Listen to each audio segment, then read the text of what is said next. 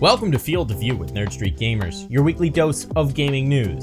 Now, the year 2020 is drawing to a close, and so we thought we'd do it a little bit differently this episode and take a look back at some of the stories that we've covered this year, some of the positives, some of the negatives, some of the outright outrageous things that happened in gaming in 2020, and take a look back upon them. It was a hard year for so many of us, between a global pandemic and crisis after crisis, but gaming was a refuge. Whether you were new to gaming, whether you were rediscovering gaming after a long absence, or whether you were an experienced gamer just deepening your love for the medium, video games represented an escape and a refuge for so many of us. And they allowed us to experience worlds and explore stories and enrich our lives with content that would never have been possible otherwise, while we were all confined to our rooms. So on behalf of myself, on behalf of everyone watching, everyone who's gotten to enjoy the pleasure of video games in this year, I just want to give a heartfelt thank you to the medium and the industry as a whole. There were many triumphant successes in gaming in 2020 as new games arrived on the scene and old games found renewed love. We all took a collective vacation with Animal Crossing New Horizon as we boarded a plane and set off for a tropical island to make a new life with our animal friends. We experienced heart-wrenching tragedy in The Last of Us Part 2 as we discover the next chapter of Ellie's story.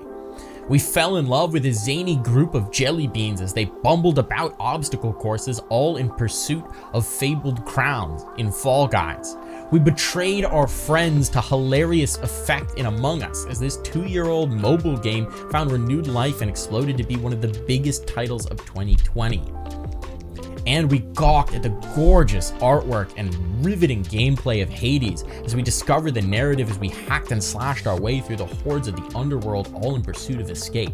On the flip side, there were some big failures in gaming in 2020, and we're going to talk about them here.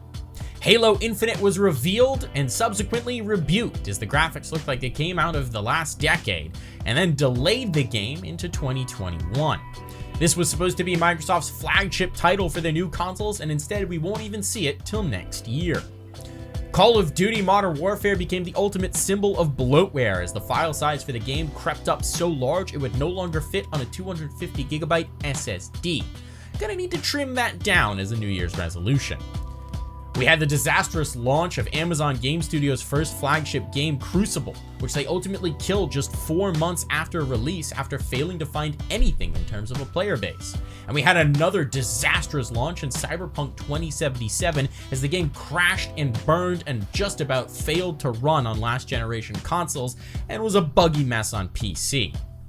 And we had symbols of corporate greed best typified by the placement of unskippable promotional ads in NBA 2K 2021.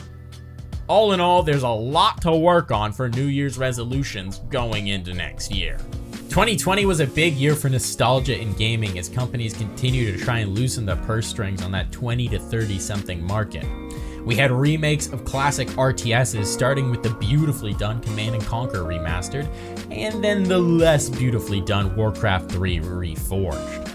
There was a remake of a very niche game in Star Wars Episode 1 Racer that I am so grateful to have back in my life, and a magnificently done remastered of a more popular game in Tony Hawk's Pro Skater 1 and 2, with all of its arcadey skateboarding goodness and a soundtrack that's just as good as it was when you first slotted it into your N64. And from Nintendo, we had a remake of 3 Super Mario classics, with Mario 64, Sunshine, and Galaxy all brought to life for a new generation. It was a good year to be a 90s kid. There were zany marketing stunts galore in 2020 as marketing teams continued to discover the power of our gaming audience. We had brands making consoles, starting with the Bud Light console, complete with 2 beverage pouches, and the Kentucky Fried console with its own chicken warming drawer.